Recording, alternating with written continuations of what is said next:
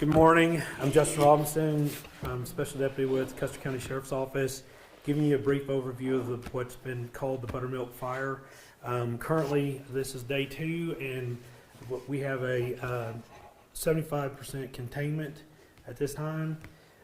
We have no structures lost. As of right now, we don't know of any injuries or fatalities, so everything is going the way we want to.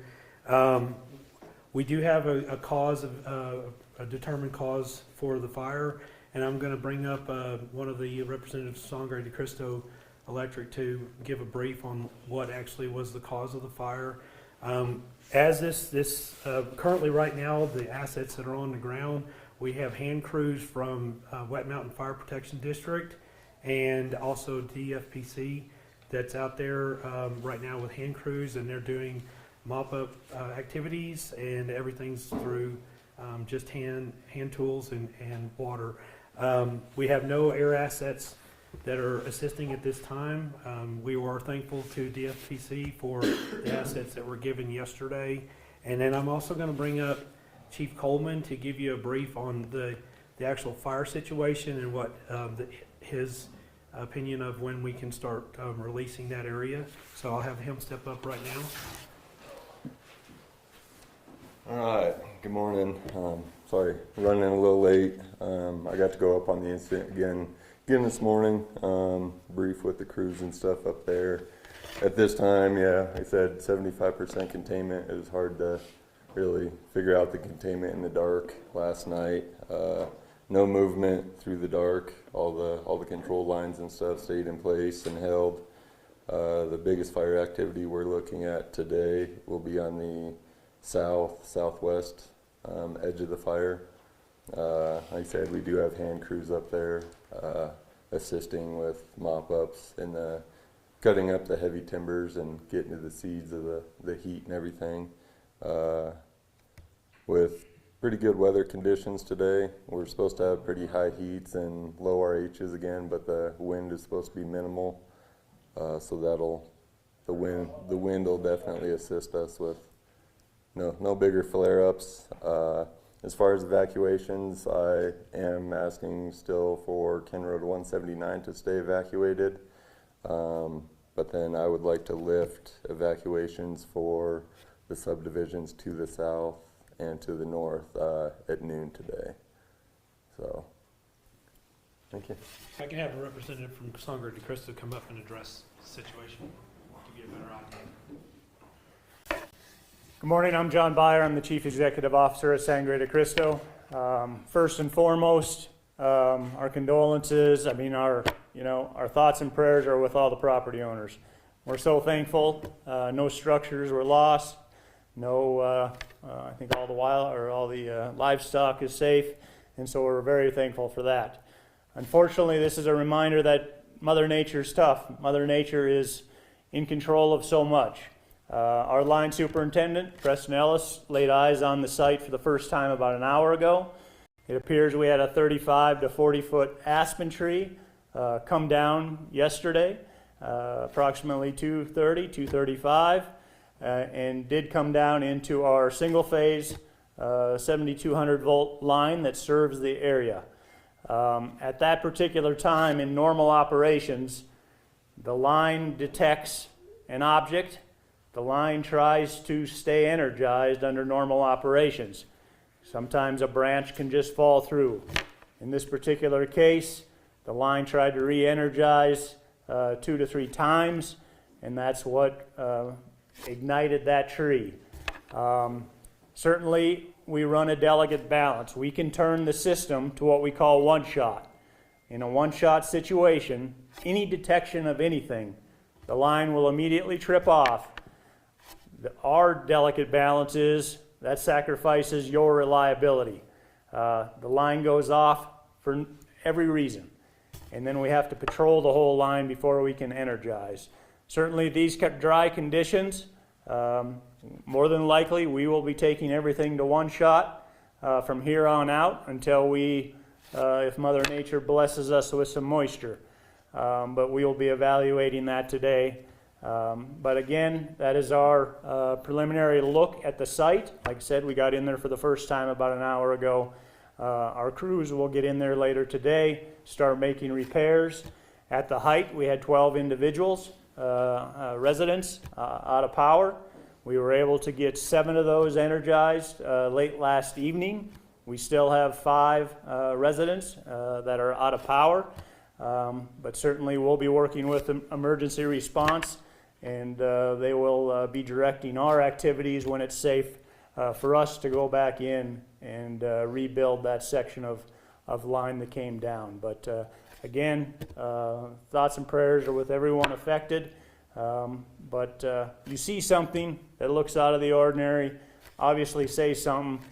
Never worry about calling us too much, but it's going to be a very concerning summer ahead of us with these dry conditions, and we are here to work with each of you. Emergency response always, and so call at any time, but that is what the preliminary look this morning has revealed to us. So thank you. So in closing, I just want to reiterate the fact that just keep monitoring. We advise the public to keep monitoring official sources. We have information that we try to keep maintained on the Custer County Sheriff's Office Facebook page. And also be aware, if you have not already signed up, be aware of the Everbridge alerts. If anything should change, we will update that as soon as possible. With that, I will say I want to thank all of our partners that have assisted Custer County, Wet Mountain Fire Protection District. We have multiple units from Fremont County that came out to assist us, along with DFPC assets. So we're very thankful of that. And with that, I'll leave it open for any questions from the audience. Go ahead. This is a question about the power. If we're going to this one-shot deal, would it be helpful just to recognize that we possibly are going to be without power for some time, like occasionally this summer? Like, is that we should just probably plan for that?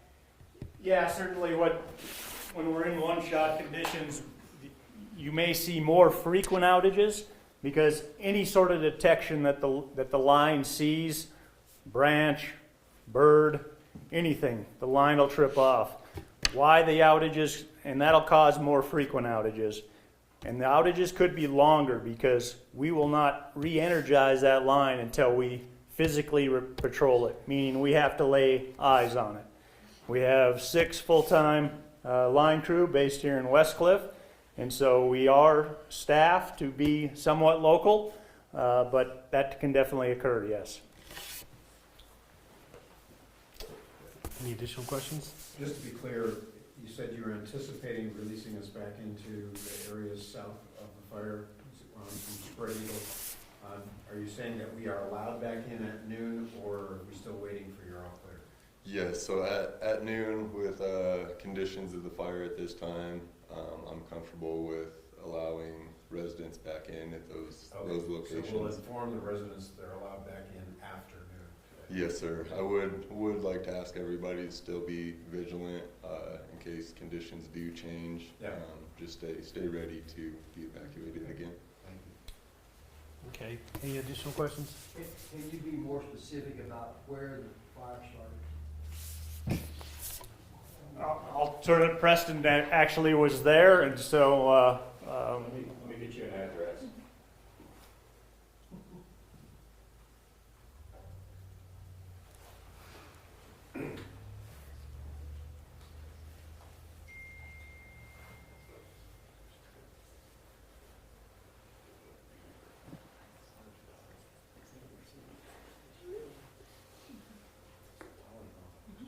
At the end of County Road 179. At the end of Road 179? Yeah, there's, I'm very familiar with it, thank you. Okay, if there's no other, go ahead. In what ways can the residents, the community around that area assist you guys in land mitigation, anything like that? Yeah, with mitigation, it is a pretty hot topic around the whole state of Colorado. We just ask everybody, especially around structures, try to keep grass, weeds, all that mowed down as clear as you can. And then trees, try to keep tree branches up 5, 6 foot if available. That keeps the trees, the fire from carrying up into the trees, and helps the kind of the ground troops be able to fight the fire a lot easier. We did a lot of ground pounding yesterday, but with the amount of trees and overgrowth that we have all over the county, it very quickly gets into the trees, and we have to utilize air resources that luckily this time they were available to us, but they're not always. So. I was going to follow up on this. Okay, yeah. So, just want to also highlight the fact that here in Custer County, we have a pretty robust mitigation program that's it's managed by our Office of Emergency Management. And if you would like, I can have the emergency manager come up and give a little more information. Thank you, Justin. Some of you are neighborhood ambassadors among this group, and we appreciate you spreading that word to your neighbors about how important it is to, first of all, treat the 5 feet right next to your house. That's all the leaves, that's the limbs, that's the needles in the gutters, because that can catch your house on fire. Also, having a metal gate, if you have a gate fence in the backyard, so that it doesn't also catch your house on fire. Then out to the 30 feet and then the 100 feet. So if you're interested in the ambassador program, this is the kind of messages that we spread. May is Wildfire Awareness Week, Awareness Month, and our ambassadors are having open houses and mitigation events. We also have a chipper at the county that can be brought to neighborhoods that have an ambassador, and we can give you technical advice about how to limb up your trees and help you out in that way. So feel free to contact our office. Any questions on that? We'd love to partner with the electric company too. I know you guys do that mitigation, and when you're out there doing the mitigation, we'd like to do that too. Excellent, sounds great. Yeah. So we'll remain around to answer any other additional questions, but at this time, we're going to go ahead and end this press conference, and then we'll remain around to answer any questions. Thank you for your time. Can you answer one more for me? I promise it'll be easy. Sure. I know Westcliff is a super tight-knit community. Y'all love each other and help each other. How can the community help you guys, but still stay out of the way? Well, I think that really the question that you're asking, we're pretty well taken care of right now. I would say this is, again, an opportunity for us as a community to start looking at things like fire mitigation around our structures. Getting people signed up for the Everbridge messaging to make sure that everybody gets a message. And then also, if this was to progress, we do have a donation set up that we could set up cash donation to assist with any needs that the community might need at that time. So that's it. Okay. Thank you. Appreciate it.